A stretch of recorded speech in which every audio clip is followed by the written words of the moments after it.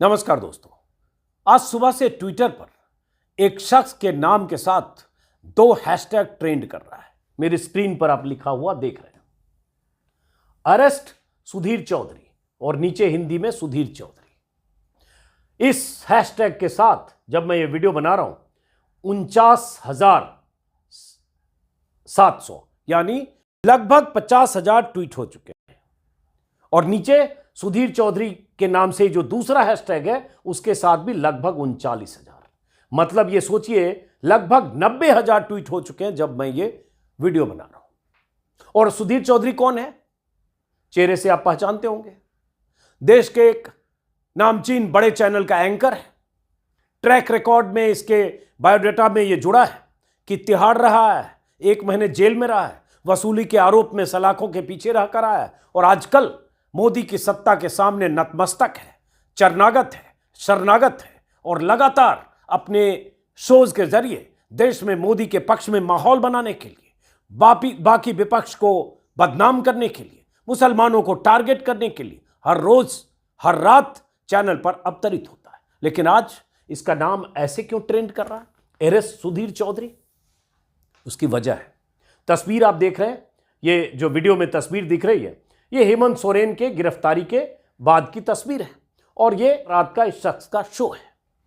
और इन लोगों की फितरत ये है कि जब भी कोई विपक्ष का नेता या विपक्ष के नेता पर कोई आरोप लगता है, या मोदी सरकार की एजेंसियां विपक्ष के किसी नेता के पीछे पड़ती है, या मोदी सरकार की एजेंसियां किसी विपक्ष के नेता को सलाखों के पीछे भेजने के लिए प्लान करती है, या ट्रैप बिछाती है, या कागजात तैयार करती है, या दबिश देती है, या छापा मारती है, तो ये सब लोग मोदी ब्रिगेड का हिस्सा बनकर विपक्ष के नेता के खिलाफ देश भर में माहौल बनाते हैं, और पहले ही सजा याफ्ता मुजरिम की तरह उसे दोषी करार देते हैं। यही हो रहा है बीते 48 घंटों से, जब से हेमंत सोरेन का पीछा करते हुए ईडी के अधिकारी पहुंचे, और उसके बाद हेमंत सोरेन को परसों रात गिरफ्तार किया गया, और उसके बाद हेमंत सोरेन की कल पेशी के बाद रात में उन्हें जेल भेजा गया था, कल शाम को। तो सुधीर चौधरी ने कल अपने वीडियो में, अपने शो में एक सवाल पूछा अपने एक रिपोर्टर के साथ, जो वहां मौके पर झारखंड में रांची में मौजूद थी। और इन लोगों का काम यही है कि विपक्ष के पीछे एजेंसियां हो, और विपक्ष और एजेंसियों के साथ इनका ज्वाइंट वेंचर हो।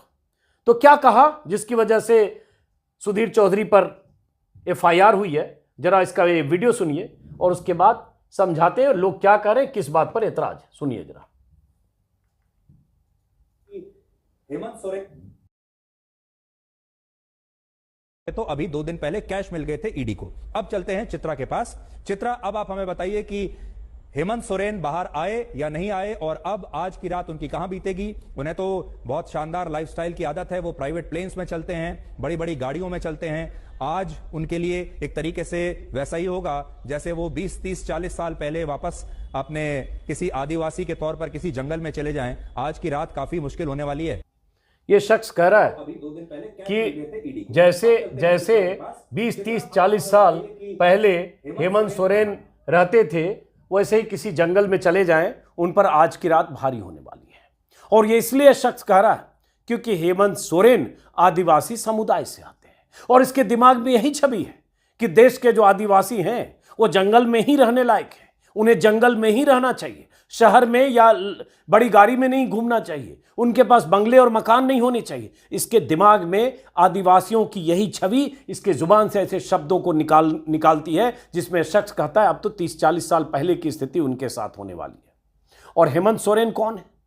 हेमंत सोरेन के पिता शिबू सोरेन कौन है, और एफआईआर क्यों हुई? एफआईआर में जो लिखा गया बताने से पहले, शिबू सोरेन जो हेमंत सोरेन के पिता है, वो 1980 में पहली बार सांसद बने। लड़े 77 में भी थे लेकिन हार गए, और 80 में पहली बार सांसद बने, और 80 से लेकर उसके बाद के अगर कुल 50 साल के राजनीतिक उनके अतीत को देखें, राजनीतिक करियर को देखें, तो 7 बार लोकसभा के सांसद रहे, 1 बार राज्यसभा के सांसद रहे, केंद्र में मंत्री रहे, झारखंड के मुख्यमंत्री रहे, और उसके बाद हेमंत सोरेन उनकी भी राजनीतिक विरासत भी है और खुद मुख्यमंत्री है।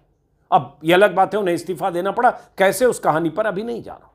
तो जो शख्स, जिसका पिता, जिसका परिवार जिसकी विरासत है इतनी लंबी 5 दशकों से ज्यादा की, उसके लिए आप ये सोचते हो कि वो जंगल में चला जाए क्योंकि वो आदिवासी है। मतलब किसी आदिवासी को ये देख नहीं सकते कि वो शहर में किसी अच्छे ढंग से रह सकता है। यही इन पर आरोप और सवालों के साथ लोगों ने शिकायत दर्ज कराई है कि सुधीर चौधरी ने अपनी मानसिकता के साथ जिस तरह से उसने कहा है वो आदिवासियों का अपमान है। बाकी लोगों ने बहुत कुछ कहा है, उस पर आते हैं। जो एफआईआर है, एफआईआर में दर्ज कराया है झारखंड में आदिवासी सेना है कोई महानगर अध्यक्ष अजीत लकड़ा की तरफ से एफआईआर दर्ज कराई गई है थाना प्रभारी अनुसूचित जाति और अनुसूचित जनजाति थाना रांची में, और उसमें SC ST atrocity prevention act 1989 का हवाला दिया गया है और कहा गया है कि हेमंत सोरेन को 30-40 साल पहले की तरह जंगल में रहकर आदिवासी बनकर रहना पड़ेगा।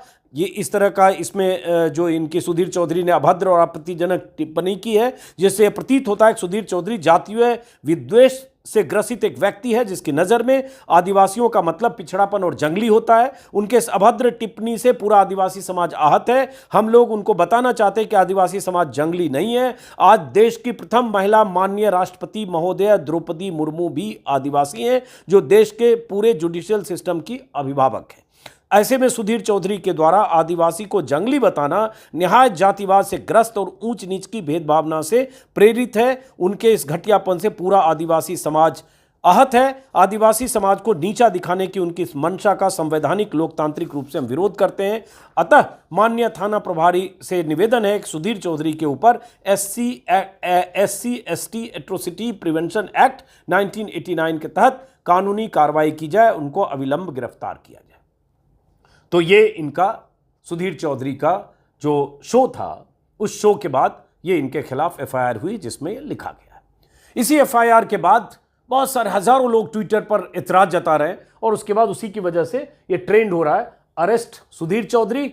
और ये जैसा कि मैंने कहा लगभग 90,000 ट्वीट हो चुका है, मामूली बात नहीं। इसमें बहुत सारे लोग क्या लिख रहे हैं वो, और उससे पहले कि जब देश में विपक्ष को खत्म करने की, विपक्ष मुक्त भारत बनाने की, विपक्ष मुक्त संसद बनाने की, विपक्षी नेताओं के पीछे केंद्र सरकार की एजेंसियों को दौड़ाने की रणनीति या साजिश या खेल हो रहा है, तो मीडिया की क्या भूमिका होनी चाहिए? आप सिर्फ मुनादी ब्रिगेड में, मोदी के मुनादी ब्रिगेड में शामिल होकर लगातार विपक्ष के प्रति हमलावर रहिए और जो खबरें प्लांट की जाती है वही खबर दिखाइए और लगातार देश की जनता को जनमानस में यह भरने की कोशिश कीजिए कि विपक्ष के सारे नेता चोर हैं, सारे ईमानदार लोगों का समूह, ईमानदार नेताओं का जमावड़ा सिर्फ बीजेपी में है। यही ये लोग करते हैं और यही इनकी पत्रकारिता है। और इसके अलावा जैसा कि मैं बार बार कहता हूं, देश की अल्पसंख्यक आबादी को टारगेट करना, उन्हें हिंदुत्व विरोधी, हिंदू विरोधी, सनातन विरोधी, राम विरोधी और देश के लिए खतरा बताना, यह भी इनके एजेंडे का एक्सटेंडेड हिस्सा है। लेकिन बहरहाल ये एफआईआर है, खबरें छपी है। आज तक के एंकर सुधीर चौधरी के खिलाफ ST SC थाना में एफआईआर, और वो जो मैंने बताया अरे सुधीर चौधरी और दोनों हैशटैग के साथ के ट्रेंड कर रहा है। अब बहुत सारे लोग जो ट्विटर पर वही जो एफआईआर में मोटे तौर पर वही सवाल लोगों ने उठाए हैं। हंसराज मीना राजस्थान के हैं, उन्होंने सुधीर चौधरी से सवाल पूछा है, आदिवासी अच्छी गाड़ी में नहीं बैठ सकता क्या? आदिवासी प्लेन में नहीं बैठ सकता क्या? आदिवासी कैश नहीं रख सकता क्या? आदिवासी अच्छी लाइफस्टाइल से नहीं रख सकता क्या? सुधीर ने देश के 12 करोड़ आदिवासियों को नीचा दिखाया है, जेल जाना होगा। वैसे ही हंसराज मीना ने यह भी लिखा है कि SC ST OBC नेताओं को भिखारी की तरह जिंदगी जीना चाहिए, उन्हें प्लेन या कार में नहीं बैठना चाहिए, जंगल में रहना चाहिए। इस तरह की बात कर रहा है, इस सोच को दंड मिलना चाहिए। ट्राइबल आर्मी एक ट्विटर हैंडल है, उसने भी ये लिखा है, सुधीर चौधरी पर SC ST एक्ट के तहत मुकदमे में अविलंब कार्रवाई होनी चाहिए, नहीं तो समाज अपना काम करेगा। सुधीर अपना भ्रम निकाल दें कि प्रधानमंत्री मोदी उन्हें कार्यवाही होने से बचा लेंगे, क्योंकि इस बार आपका समुदाय आदिवासी से पड़ा है, पाला आपका आदिवासी से पड़ा है। सुप्रिया सुले कांग्रेस की प्रवक्ता है, 20, 30, 40 साल पहले की तरह आदिवासी के तौर पर किसी जंगल में चले जाए, यही वो बोल रहा है कि 30-40 साल पहले की तरह आदिवासी की तरह जंगल में चले जाए। यह मीडिया के एक एंकर ने प्रदेश के CM के लिए कहा है, क्योंकि वो आदिवासी है। क्योंकि ये बात किसी और के लिए तो कह नहीं सकते, बीजेपी के किसी के नेता के लिए कह नहीं सकते। अरे भाई, इनको सवाल तो ये पूछना चाहिए था कि झारखंड के राज्यपाल ने 24 घंटे क्यों लिए? 24 घंटे तक जवाब नहीं दिया। शपथ ग्रहण आज हो रहा है, अगर 24 में और 12 घंटे जोड़ लें, 36-40 घंटे बाद शपथ क्यों हो रहा है? झारखंड के मुख्यमंत्री के तौर पर इस्तीफा देकर हेमंत सोरेन ने अगर तय कर दिया और विधायक दल ने तय कर दिया कि चंपई सोरेन मुख्यमंत्री होंगे, उन्होंने दावेदारी पेश कर दी, तो फिर राज्यपाल ने संवैधानिक संकट 36 घंटे तक क्यों होने दिया? क्यों राज्यपाल ने चंपई सोरेन को शपथ लेने में इतनी देर लगाई? राज्यपाल किसके इशारे का इंतजार कर रहे थे? राज्यपाल क्यों टाल मटोल कर रहे थे? इस बीच ऐसी स्थिति क्यों आ गई कि जो जेएमएम के विधायक हैं उनको हैदराबाद प्राइवेट प्लेन से ले जाने की नौबत क्यों पड़ी? क्योंकि बीजेपी तोड़फोड़ करके सरकार गिराना चाहती है। बीजेपी की मंशा यह है कि चूंकि झारखंड में चुनाव है इस साल के आखिर में नवंबर में, तो हेमंत सोरेन जेल जाएं, सरकार किसी ढंग से गिरे, राष्ट्रपति शासन लगे और उसके बाद बीजेपी 2024 के लोकसभा चुनाव के लिए खेल कर पाए। क्योंकि 2024 के लोकसभा में चुनाव में चिंता जहां बीजेपी को है, जिन राज्यों में, उसमें बिहार, झारखंड और बाकी राज्य में, बिहार में तो आपने नीतीश कुमार को सेट कर लिया, यहां आपको हेमंत सोरेन को गिराना है या उनकी सरकार को गिरानी है। यह सवाल कोई नहीं पूछ रहा है। सवाल तो इन्हें राज्यपाल से पूछना चाहिए था, लेकिन नहीं पूछा। सवाल तो यह खड़े करने चाहिए कि संवैधानिक संकट क्यों हुआ, क्यों ऐसी स्थिति राज्यपाल ने होने दी राज्य में, किस वजह से राज्यपाल ने देर की? अगर 43 विधायक परेड करने को तैयार है, वीडियो जारी कर रहे हैं, जो कल भी मैंने वीडियो में दिखाया, यह सवाल नहीं पूछेंगे क्योंकि यह सवाल तो आकाओं से जुड़ा है।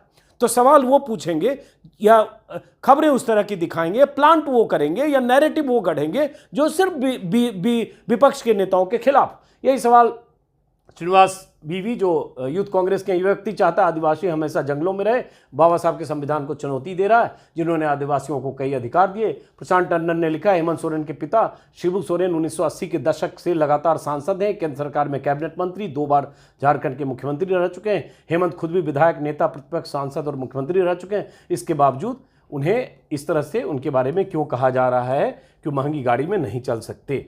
मोदी समर्थक मीडिया में मनुवाद की जड़ें गहरी हैं। पुनीत शर्मा मुंबई में रहते हैं, राइटर हैं। मैं असभ्य हूं क्योंकि खुले नंगे पांव चलता हूं। मैं असभ्य हूं क्योंकि धूल की गोदी में पलता हूं। मैं असभ्य हूं क्योंकि चीर कर धरती धान उगाता हूं। मैं असभ्य हूं क्योंकि ढोल पर बहुत जोर गाता हूं। आप सभ्य हैं क्योंकि हवा में उड़ जाते हैं ऊपर। आप सभ्य हैं क्योंकि आग बरसा देते हैं भू पर। आप सभ्य हैं क्योंकि धान से भरी आपकी कोठी। आप सभ्य हैं क्योंकि जोर से पढ़ पाते हैं पोथी। आप सभ्य हैं क्योंकि आपके कपड़े स्वयं बने हैं। आप सभ्य हैं क्योंकि आपके जबड़े खून से सने हैं। आप बड़े चिंतित हैं मेरे पिछड़ेपन के मारे। आप सोचते हैं कि सीखता यह भी है ढंग हमारे। मैं उतारना नहीं चाहता जाहिल अपने बाने, धोती कुर्ता बहुत जोर से लिपटाए। यानी भवानी प्रसाद मिश्र की कविता, माफ करिए, भवानी प्रसाद मिश्र की कविता पुनीत शर्मा ने भवानी प्रसाद मिश्र की कविता शेयर की है और कविता के लाइनें ऐसे। वैसे सुमित चौहान जो यूट्यूब पे इनका अपना प्लेटफॉर्म है, उन्होंने भी यही सवाल खड़े किए हैं कि मेरी पूरी उम्र मुझे लोगों को बताने में शर्म आएगी कि मैंने सुधीर चौधरी के साथ काम किया था। जी न्यूज़ में इन्होंने काम किया था। यही जातिवादी आदमी कभी मेरा बॉस हुआ करता था, इन्होंने लिखा है। और ऐसे कंचना यादव जो आरजेडी की प्रवक्ता है, उन्होंने भी लिखा, गोदी मीडिया मनु मीडिया है, एक आदिवासी बड़ी और महंगी गाड़ी में कैसे नहीं घूम सकता, आदिवासी प्राइवेट प्लेन में कैसे बैठ सकता है। तो वही जो सवाल है, उस सवालों के इर्द गिर्द बहुत सारे लोग ट्वीट कर रहे हैं। ये हेमंत सोरेन की एक पुरानी तस्वीर जो अपने घर में, जो पुश्तैनी घर होगा दुमका इलाके में, वहाँ की तस्वीर शेयर करते हुए लिखा कि ये तस्वीर हेमंत सोरेन के घर की है, जिनके पिता केंद्र में मंत्री मुख्यमंत्री रहे हों। खुद हेमंत सोरेन मुख्यमंत्री हों, सादगी में रहते हैं। और उसके बाद सुधीर चौधरी को देखना चाहिए कि किस तरह से रहते हैं। प्रशांत टंडन ने फिर वही लिखा कि आदिवासी समाज में आदिवासी समाज सिर्फ जंगल में नहीं रहता। भारत की राष्ट्रपति भी आदिवासी समाज से हैं। एम्स में डॉक्टर, वाइस चांसलर, प्रोफेसर, पत्रकार, मुख्यमंत्री भी इसी समाज पे। तो इस तरह से बहुत सारे लोग, सादाफ आफरीन कोई हैं, उन्होंने लिखा हेमंत सोरेन को 40 साल पीछे जाकर जंगल में आदिवासी बनकर रहने को चले जाना चाहिए। क्या कहता है सुधीर चौधरी का ये कहना। 12 तो ये लोगों की नाराज़गी है और लगातार ट्विटर पर ये ट्रेंड कर रहा है। और जैसा कि मैंने कहा, ये कोई पहली बार नहीं हो रहा है, ये इनकी फितरत है। और विपक्ष को टारगेट किए जाने पर इनकी तरफ से कोई सवाल नहीं। मैंने कई बार अपने वीडियो में बताया कि कैसे बीते 9 सालों में आंकड़े गवाही देते हैं कि ईडी, सीबीआई और इनकम टैक्स लगातार विपक्ष के नेताओं को टारगेट करता रहा है, तब तक जब तक कोई विपक्ष का वो नेता बीजेपी के पाले में ना आ जाए। कल भी मैंने कहा कि यही हेमंत, अगर हिमंता हो जाते, हिमंता बिस्वा शर्मा जो मुख्यमंत्री बन गए, जिनके करप्शन का जिक्र अमित शाह क्या करते थे, बीजेपी उनकी फाइलें जारी करती थी, उनका डोजियर बीजेपी जारी करती थी, वही हिमंता की तरह अगर हेमंत हो गए होते, बीजेपी के पाले में चले गए होते, हाथ मिला लिया होता मोदी की सत्ता से, तो आज ये स्थिति नहीं आती। तो ऐसे नामों पर बहुत बार हम चर्चा कर चुके हैं। ऐसे दर्जनों नाम हैं जिन्होंने बीजेपी के साथ जाना कबूल नहीं किया तो उनके पीछे एजेंसी है, जिन्होंने बीजेपी के साथ पाला बदला उन्हें मुक्ति है, और उसके बाद कहीं न कहीं सरकार में मलाईदार साझेदारी का हिस्सा बने हैं, चाहे अजीत पवार हो, चाहे हेमंत बिस्वा शर्मा हो, चाहे शुभेंदु अधिकारी हो, कितने नाम लिए जाएं। और अभी बिहार में जिस ढंग से तेजस्वी को की घेराबंदी हुई आप सबने देखा, और उन आंकड़ों पर अभी दोबारा जाने की जरूरत नहीं है, वक्त नहीं है, क्योंकि वो आंकड़े इस बात की चीख चीख कर गवाही देते हैं कि 2014 से लेकर 2019, 20, 21, 18, 17 जितने भी आंकड़े देखेंगे वो इस बात की गवाही देते हैं कि 90%, 95% विपक्ष के नेताओं को ही केंद्रीय एजेंसियों ने टारगेट किया है, और ये 4 गुना बढ़ा है 2014 के पहले और 2014 के बाद। क्यों बढ़ा है समझने की जरूरत है, और इन एजेंसियों को बीजेपी शासित राज्यों का पता मालूम नहीं है, वहां एकदम जीरो करप्शन और सब कुछ चंगा है। चलिए बहरहाल देखते हैं अब कार्रवाई क्या होगी, वो बात की बात है, फिलहाल ये फितरत की बात। इस वीडियो को यहीं खत्म करते हैं। मैंने अपनी टीम में थोड़ा विस्तार किया है, कुछ सहयोगी जोड़े हैं। दिल्ली में भी कोई रिपोर्टर हमारे साथ हैं, स्क्रीन पर आपको दिखते होंगे। एक नीलू व्यास हैं जो सत्य हिंदी में दिखती होंगी आपको, उनको भी हमने अपने साथ जोड़ा है। लखनऊ से हमने एक संवाददाता अपने साथ जोड़ा, अनिल यादव, जिनके तेवर, उनका अंदाज़, उनका चुटीलापन, उसकी वजह से उनके वीडियो अक्सर बहुत चर्चित और वायरल होते हैं, उनको हमने लखनऊ में रिपोर्टर के तौर पर जोड़ा है। यहाँ हमारी टीम तो है ही, टीम में विस्तार कर रहे हैं चूँकि काम बढ़ाना है, तो इसलिए आप सब लोगों का सहयोग भी चाहिए। मुमकिन हो तो ज्वाइन तो सब्सक्राइब तो करिए ही, मुमकिन हो ज्वाइन करिए। फिलहाल इस वीडियो को खत्म करते हैं, और नीचे एक थैंक्स बटन है, चाहे तो आप थैंक्स बटन भी दबाकर सहयोग कर सकते हैं। नमस्कार।